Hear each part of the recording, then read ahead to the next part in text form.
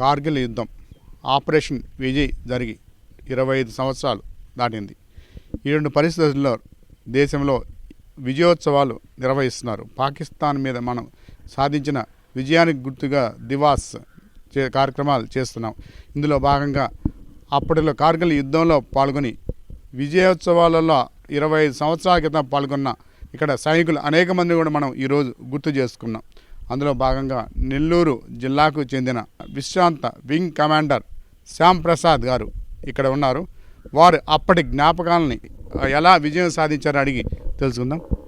Sir నమస్తే sir. నమస్తే sir. ఇప్పుడు మీరు 25 సంవత్సరాలు దాటిన సందర్భంగా మీ అప్పటిలో మీరు ఎలా యుద్ధంలో పాల్గొన్నారు, అప్పుడు పరిస్థితులు ఎలా ఒకసారి గుర్తు చేసుకోండి సార్. మీరు ఈటీవీ ప్రేక్షకులకి కార్గిల్ దినోత్సవ శుభాకాంక్షలు, నా సెల్యూట్.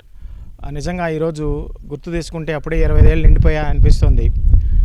ఈరోజు 2024 సంవత్సరం జూలై 26, కార్గిల్ జరిగి 25 సంవత్సరాలు. అప్పుడు నా వయసు 26. సో 2024 సంవత్సరంలో 25వ సిల్వర్ జూబ్లీ 25 సంవత్సరాల సందర్భంగా నా వయసు 26 ఏళ్ళు ఉన్నప్పుడు జరిగిన సంఘటన తలుచుకోవడం, బతికి బట్టగట్టి మీతో మాట్లాడడం నా పూర్వజన్మ సుకృతం అనుకుంటున్నాను. నిజానికి ఆ రోజులు గుర్తు తెచ్చుకుంటే నిజమా అనిపిస్తుంది. కార్గిల్ యుద్ధం అనేది 60 రోజులు జరిగింది సార్. మే నుంచి జూలై మధ్యలో 1999లో మన దేశ చరిత్రలో మొట్టమొదటిసారిగా అంత పెద్ద ఎత్తులో యుద్ధ భూమిలో యుద్ధం జరిగింది. చాలా హైట్స్ ఉంటుంది. కార్గిల్ అనేది, కాశ్మీర్ అనేది హిమాలయాల్లో ఉన్నది. తర్వాత అంత హైట్స్లో యుద్ధ విమానాలు వాడడం అనేది ప్రపంచ ఏవియేషన్ చరిత్రలో ఎప్పుడు జరగలేదు. ఆ విమానాలు తయారు చేసిన వాళ్ళే, మిరాజ్ 2000 వాళ్ళే ఆశ్చర్యపోయారు, మీరు ఎలా నడిపారు సార్ అని. అంటే మన పైలట్ల సమర్థత చూడండి ఎలా ఉందో. మెషిన్ చేత, మ్యాన్ బిహైండ్ ద మెషిన్ అంటాం కదా, మెషిన్ చేత పని చేయించుకోవడం అనేది ఒక భారతీయుల వల్లే సాధ్యమైంది. మూడవది, ఆ యుద్ధంలో ఎముకలు కొరికే చలిలో పాకిస్తాన్ వాళ్ళు ఆల్రెడీ హైట్స్ ఆక్యుపై చేసుకో ఉన్నారు. అంటే మీకు ఈజీగా అర్థమయ్యేటట్టు చెప్పాలంటే ఉదయగిరి కొండలో లేకపోతే వెంకటగిరి కొండలో తిరుమలలో వాళ్ళు ఉంటే తిరుపతి నుంచి మనం వెళ్ళాలి. ఒక్కొక్క కొండ ఒక్కొక్క అంచు కోసుకుంటూ, అంటే మెయిన్గా వెళ్ళామంటే కాల్ చేస్తారు. So it was an uneven war. And మన ధైర్య సాహసాలతో, ప్రభుత్వం ఇచ్చిన సహాయంతో విజయం సాధించగలిగాం. ఆ విషయాన్ని ఈరోజు మీతో షేర్ చేసుకోగలుగుతున్నాను. అప్పుడు మీరు ఎయిర్ ఫోర్స్లో మీరు ఎలాంటి విధులు నిర్వహించారు, అప్పుడు ఎక్కడెక్కడ ఆ యుద్ధంలో పాల్గొన్నారు, ఆ స్టేట్ మీరున్న ప్రాంతాలు కానీ, మీతో ఉన్న స్నేహితులు కానీ ఎవరెవరు ఉన్నారు పరిస్థితి? ఇప్పుడు చాలా మంచి ప్రశ్న వేశారు సార్.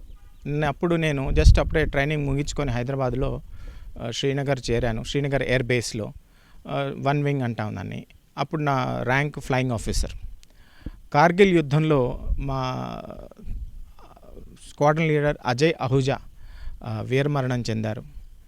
ఫ్లైట్ లెఫ్టినెంట్ నచికేత ఆయన్ని సేవ్ చేయడానికి వెళ్తూ అక్కడ ఎజెక్ట్ అవ్వడం వల్ల మళ్ళీ ఆయన నచికేతల పురాణాల్లో మీరు చూస్తే చావును జయించిన వాటి పేరు నచికేత. అప్పుడు జరిగిన అతని పేరు కూడా ఫ్లైట్ లెఫ్టినెంట్ నచికేత. వాళ్ళిద్దరు నాకు చాలా క్లోజ్, మేము కలిసి ఉండేవాళ్ళం. దుర్భాగ్యవశాత్తు వాళ్ళకి ఈరోజు నేను అహూజా గారికి మనస్ఫూర్తిగా శ్రద్ధాంజలి ఘటిస్తున్నాను. వాళ్ళ కుటుంబ సభ్యులకు వాళ్ళతో పాటు సాలిడారిటీ ప్రకటిస్తున్నాను. రెండవది, అక్కడ నేను ఫ్లయింగ్ ఆఫీసర్గా వెళ్ళినప్పుడు నాది అడ్మినిస్ట్రేటివ్ బ్రాంచ్, అంటే మన ప్రస్తుత కాలంలో చెప్పాలంటే హెచ్ఆర్, అడ్మిన్ కంట్రోల్ సెంటర్ అని ఉంటుంది సార్. శ్రీనగర్లో నుంచి శవాలు గుట్టలుగా వస్తున్నాయి, గాయపడ్డ వాళ్ళు వస్తున్నారు, మెడికల్ సర్వీసెస్ కావాలి, క్వార్టర్స్ కావాలి, భోజనాలు పెట్టాలి, వాళ్ళకి వసతి ఉండడానికి ఇవ్వాలి, వాళ్ళు ఎక్కడెక్కడి నుంచి వచ్చారు గుర్తుపెట్టుకొని వాళ్ళని తిరిగి పంపించాలి.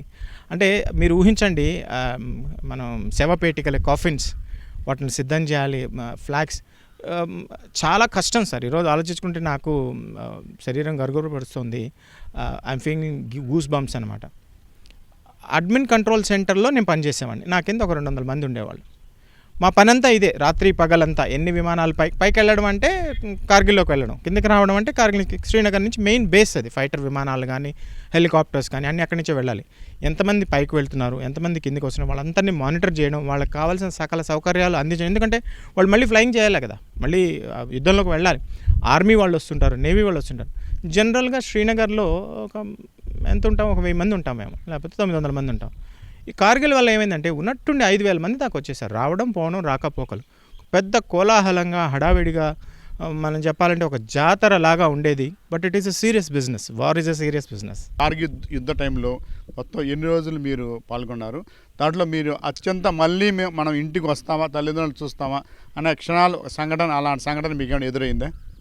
చాలా జరిగాయి సార్. ఇప్పుడు శ్రీనగర్లో అడ్మిన్ కంట్రోల్ సెంటర్లో ఉన్నప్పుడు ఇప్పుడు మనిషి గాయపడి వస్తుంటే ఇప్పుడు మనం చెప్పకూడదు, ఆన్ టీవీ చెప్పచ్చో చెప్పడో తెలీదు. గాయాలంటే రకరకాల గాయాలు సార్. రక్తం చూడాలి, బ్యాండేజెస్ చూడాలి, డెడ్ బాడీలో పూర్తి బాడీ ఉండదు. వూండ్స్, అది బుల్లెట్ వూండ్స్ కానీ, మిజైల్ వూండ్స్ కానీ, ల్యాండ్ మైన్స్ కానీ, బండ్లు ఎక్కాలి దిగాలి కదా. It was a huge thing. అంటే ఆ యుద్ధంలో కార్గిల్ కొండలు ఎక్కి నిజంగా ఆర్మీ వాళ్ళు ఎంత చెప్పుకున్నా తక్కువే. ప్లస్ అప్పుడున్న ప్రభుత్వం కూడా చాలా స్ట్రాంగ్గా నిలబడింది. అంటే నేను మీకు ఆన్ ఎయిర్ చెప్పచ్చో చెప్పకూడదో కానీ చెప్తాను. అప్పుడున్నది ప్రభుత్వం ఆపద్ధర్మ ప్రభుత్వం. ప్రధానమంత్రి గారు ఈ was caretaker prime minister till the elections are held and new cabinet takes place. రక్షామంత్రి గారు జార్జ్ ఫెర్నాండెస్ గారు.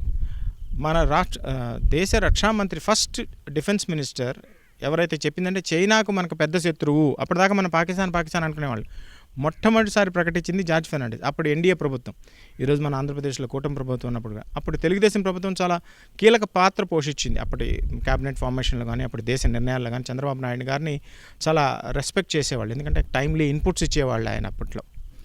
సో వాజ్పేయి గారు చెప్పింది ఏందయ్యా అంటే, మేము బోర్డర్ క్రాస్ చేయము, our aircraft will not cross the LOC. అది కూడా అటు సైడ్ ప్రదేశం కూడా మందే, ప్రదేశం అంతా మందే. It's not a border, it's a line of control. అయినా కానీ ఒక గొప్ప స్టేట్స్మెన్గా ఆయన తీసుకున్న నిర్ణయం ఏంటంటే, మా ఎయిర్ ఫోర్స్ వాళ్ళు కూడా కొంచెం అనిపించింది ఇది పాసిబుల్లా అని.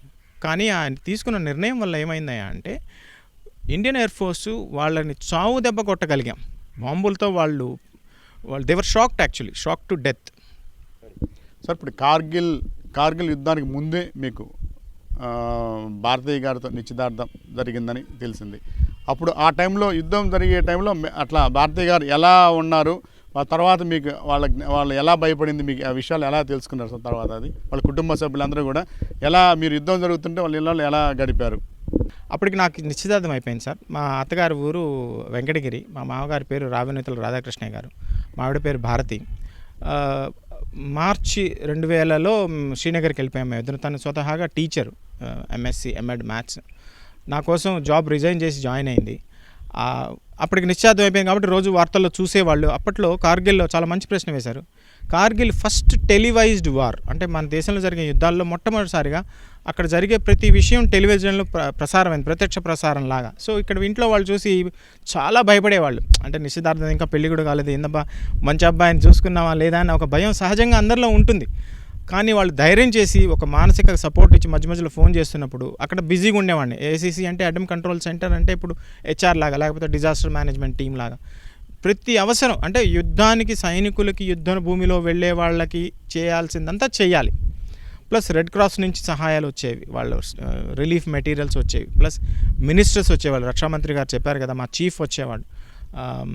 వివిధ రకాలుగా పొలిటికల్గా, ఇంటర్నేషనల్గా, డిప్లొమాటిక్గా చాలా రకాలుగా ప్రెషర్స్ ఉండేవి. అవన్నీ హ్యాండిల్ చేస్తుండే. చిన్న వయసు కదా నాకు అప్పట్లో ఒక ఉమెన్ ఆఫీసర్ ఉండేది, lady officer, flying officer Gunjan Saxena, helicopter pilot. తను చాలా, దాని మీద సినిమా కూడా వచ్చింది. తను కూడా చాలా ఫ్లైట్ మేమందరం మెస్లో కూర్చొని టిఫిన్ చేసిన ఆఫీసర్స్ మెస్ అంటాం కదా, బ్రేక్ఫాస్ట్ లంచ్ డిన్నర్లో కలవాలి కదా. సో ఒక్కోసారి భయం వేసేది, ఒక్కోసారి గర్వంగా ఉండేది. ఈరోజు తలుచుకుంటే నాకు కొంచెం I could do my little bit అని ఒక రకమైన గర్వంగా, ప్రౌడ్గా ఫీల్ అవుతున్నాను. కార్గిల్ యుద్ధంలో విజయం సాధించిన తర్వాత మీకు ఎలాంటి ప్రభుత్వం మెడల్స్ ఇచ్చి గుర్తింపునిచ్చింది? ప్రభుత్వం నుంచి ఈరోజు మీతో మాట్లాడడం పెద్ద గుర్తింపు సార్. అంతకన్నా గుర్తింపుకి ఏముంటుంది? మాజీ సైనికుడిగా I am very happy and proud to be with ETV ప్రేక్షకులు, sharing my experiences with them.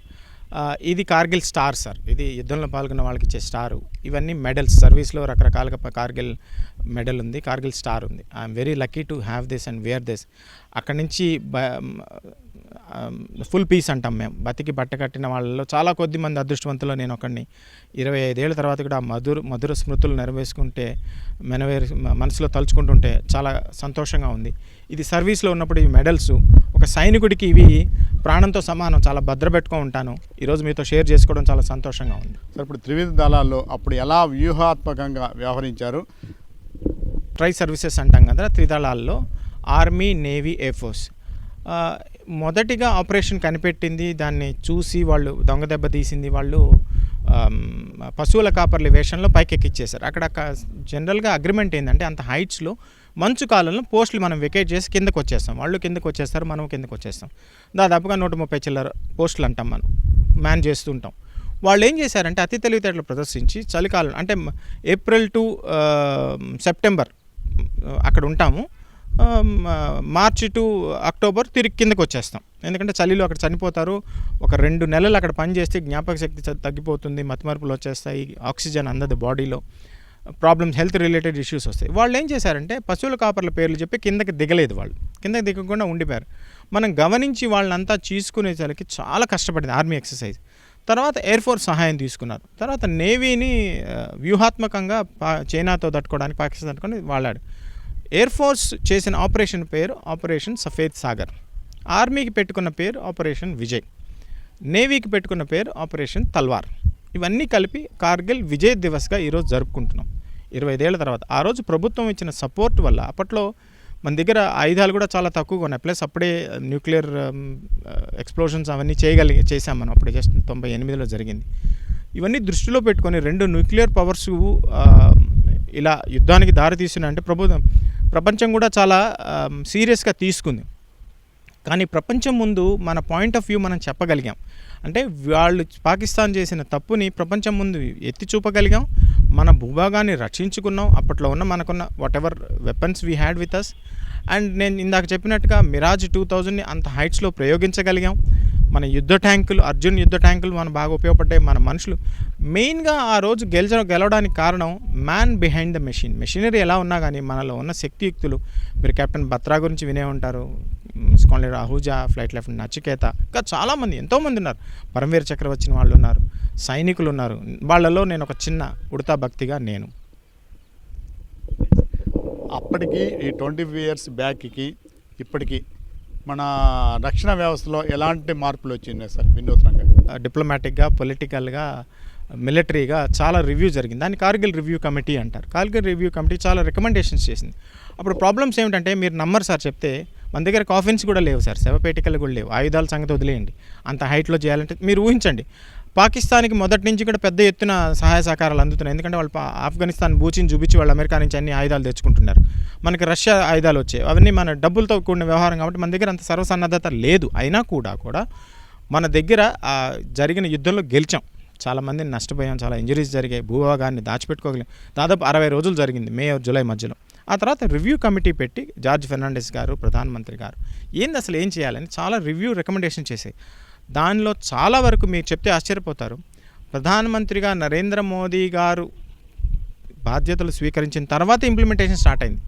వాటిలో అతి ముఖ్యమైనది చీఫ్ ఆఫ్ డిఫెన్స్ స్టాఫ్, అది తను చేయగలిగారు. ముందు సిడిఎస్ జనరల్ రావత్ గారు ఉన్నారు, ఇప్పుడు జనరల్ చౌహాన్ గారు ఉన్నారు. ఆ తర్వాత ఆయుధాలు, bullet proofs, snow boots, guns, machine, దాన్ని ఏమంటారంటే ఇన్సాస్ అంటాం, Indian made small arms rifle. తర్వాత AK group of weapons, missiles, tanks, winter proof, చలికి తట్టుకోగలిగే టెంట్లు, ఇవన్నీ చాలా సేకరించి కార్గిల్ రివ్యూ కమిటీ ఇచ్చిన రికమెండేషన్స్ అన్నీ ఇంప్లిమెంట్ చేసి ఈరోజు మనం కార్గిల్తో పోలిస్తే దానికి డబుల్ శక్తిగా ఉంది. మీరు చూడండి, కార్గిల్ తర్వాత మనతో వాళ్ళు అతి తెలివితేటలు ప్రదర్శించి they didn't take the risk of fingering us. Actually మొన్న గాల్వాన్లో జరిగిన ఘటన కూడా మనం అంత గట్టిగా నిలదొక్కున్నామంటే కార్గిల్లో జరిగిన పాఠాలను నేర్చుకొని ఇంప్లిమెంట్ చేయడం వల్ల ప్రస్తుత ప్రభుత్వం, నరేంద్ర మోడీ గారి ప్రభుత్వంలో రాజ్నాథ్ గారు రక్షణ మంత్రిగా తీసుకున్న చర్యల వల్ల, వాళ్ళు ఇచ్చిన సపోర్ట్ వల్ల, ప్లస్ ప్రస్తుతం ఆంధ్రప్రదేశ్లో ఉన్న ఇండియా కూటమిలాగే అప్పట్లో కూడా ఇండియా కూటమిలో చంద్రబాబు నాయుడు గారు ఉన్నారు, ఆయన వాల్యుబుల్ ఇన్పుట్స్ ఇచ్చేవాళ్ళు. అంటే ఇది బియాండ్ మై స్కోప్ అయినా కానీ నాకు తెలిసింది నేను షేర్ చేసుకుంటున్నా. We are in a better place than మనం కార్గిల్లో ఉన్నదానికన్నా we are in a very better place diplomatically, politically and defence preparedness. మీరు విశ్రాంత ఉద్యోగిగా ఇప్పుడు ఎలాంటి సేవా కార్యక్రమాల్లో పాల్గొంటున్నారు? ప్రస్తుతం విశ్రాంతి, నేను విఆర్ఎస్ తీసుకున్నాను సార్, మేము పిఎస్ఎస్ అంటాం, ప్రిమెచ్యూర్ సపరేషన్ ఆఫ్ సర్వీస్ అని. 46 ఏళ్ళ వయసులో నేను వచ్చేసాను. ప్రస్తుతం నేను నెల్లూరులో ఉన్న మాజీ సైనికులకి సంక్షేమాన్ని, మాజీ సైనిక సంఘానికి, మాజీ సైనిక పరిషత్ సంయోజకగా పనిచేస్తున్నాను. మాజీ సైనికులకి ఏం కావాలి సార్? ఏం అక్కర్లేదు, ప్రభుత్వం అన్ని సహాయ సహకారాలు అందిస్తుంది. వాళ్ళని అర్థం చేసుకోవాలి. ఎందుకంటే యుద్ధంలో ఉండడం వల్ల we gave our yesterday for your today, we gave our yesterday for the youths tomorrow. మా గడిచిన రోజు ఈ రోజు కోసం రేపటి కోసం మేము ఖర్చు చేసాం. కాబట్టి మాకు తెలుసు when we were fit we fought, when we were fit we fought the wars for the country. ఇప్పుడు కొంచెం వయసు అయిపోయిన తర్వాత ఏముంటుంది, కొంచెం మర్యాద, రెస్పెక్ట్ అనే పదం వాడను కానీ కొంచెం మర్యాద, కొంచెం అర్థం చేసుకోవడం. ఎందుకంటే జనరల్గా గొంతు ఎక్కువగా ఉంటుంది, వినపడదు, మతిమరుపు వస్తుంది. సో మనం నార్మల్గా రైల్వే స్టేషన్లో, పోలీస్, మిగతా చోట్ల, బస్ స్టాండ్లో, ఎయిర్పోర్ట్స్లో, షాపుల్లో కలిసినప్పుడు కొంచెం చిన్నగా వాళ్ళతో మాట్లాడితే ఏంది వీడు పెద్దగా మాట్లాడుతున్నాడే, గొంతుగా గరుకు కాదు అది. ఆ వాతావరణం వల్ల బాడీ రకరకాల చోట్ల పనిచేయడం వల్ల రకరకాల తిండ్లు తినడం, మనం అంటాం కదా గాలి మార్పు, నీళ్ళ మార్పు, నూనె మార్పు, వాళ్ళతో మనం మర్యాదకు పని ఒకసారి ఒక భుజం మీద చేయి వేసి ఏం బాగున్నారండి అంటే చాలు. కార్గిల్ యుద్ధంలో పాల్గొన్న జవాన్ల పరిస్థితి ఒక విధంగా ఉంటే వారి కుటుంబ సభ్యుల పరిస్థితి కూడా మరో విధంగా ఒక భయాందోళనకు గురైన పరిస్థితి ఆ కార్గిల్ యుద్ధంలో పాల్గొన్న పరిస్థితి ఉండేది. కానీ అటువంటి పరిస్థితులలో ఇక్కడ మనం చూస్తున్న ఎయిర్ ఫోర్స్ కమాండర్ ప్రసాద్ గారు అదే టైంలో కార్గిల్ యుద్ధానికి ముందు నిశ్చితార్థం జరిగింది. ఆ నిశ్చితార్థం జరిగిన తర్వాత కార్గిల్ యుద్ధం జరిగింది. భారతి గారు ఆ రోజు ఎలా ఫీల్ అయ్యారో, ఎలాంటి భయాందోళనకు గురయ్యారో తెలుసుకుందాం. ఆ భయం అనేది మాలో ఉంచేవాళ్ళు కాదు, వీళ్ళు ఆ సీరియస్నెస్ ఏది మాతో డిస్కస్ చేసేవాళ్ళు కాదు. సో ఆ టైంలో కూడా కాకపోతే mentally if something happens to me should be strong అనేది మెంటల్లీ స్ట్రాంగ్ చేసేసారు. సండే మాత్రం జస్ట్ నేను ఫుడ్ ఇది ఇచ్చాను, లంచ్ టైం వచ్చారు, సరే లంచ్ తిందామని కూర్చున్నాము. వెంటనే కాల్స్, వీళ్ళకి కీప్ ఆన్ కాల్స్ ఉంటాయి, ఆ కాల్స్ రాగానే వెళ్ళిపోయారు. ఇట్లా ఫైరింగ్ జరుగుతుంది. Unfortunately that day he was security, looking after security. So ఈయనే వెళ్ళాల్సి వచ్చింది ఆ ఫైటింగ్కి. అది నెక్స్ట్ అంటే నియర్ బై ఒక గేట్ ఓపెన్ చేస్తే సివిల్ ఏరియా, సో అక్కడ వీళ్ళు ఫైరింగ్ జరుగుతోంది. ఆ ఫైరింగ్ సౌండ్స్ అన్నీ వినిపిస్తున్నాయి. అన్నీ ఇంటికి రావడం కూడా అంటే అంత టెన్షన్గా, బ్లడ్ అది. ఆ అమ్మాయి మా నైబర్ డాక్టరు, సో ఆ అమ్మాయి కూడా వెళ్ళిపోయింది. సో ఆ బేబీని నేను లుక్ ఆఫ్టర్ చేస్తాను. తర్వాత వచ్చి చెప్పింది, ఆ బాడీలు అవి అన్నీ చూస్తే అసలు చాలా భయంకరంగా ఉంది అని she explains me. In fact Nellore చెందిన విశ్రాంత వింగ్ కమాండర్ శ్యాంప్రసాద్ అనేక విషయాలను మనకు ఈటీవీ ద్వారా వివరించారు. ఆనాటి జ్ఞాపకాలను ఒకసారి గుర్తు చేసుకొని అప్పటిలో పాల్గొన్న యుద్ధ వీరుల గురించి కూడా చక్కగా మనకు వివరించారు. నెల్లూరు నుంచి కెమెరామెన్ సూర్యప్రకాష్తో రాజారావు, ఈటీవీ న్యూస్.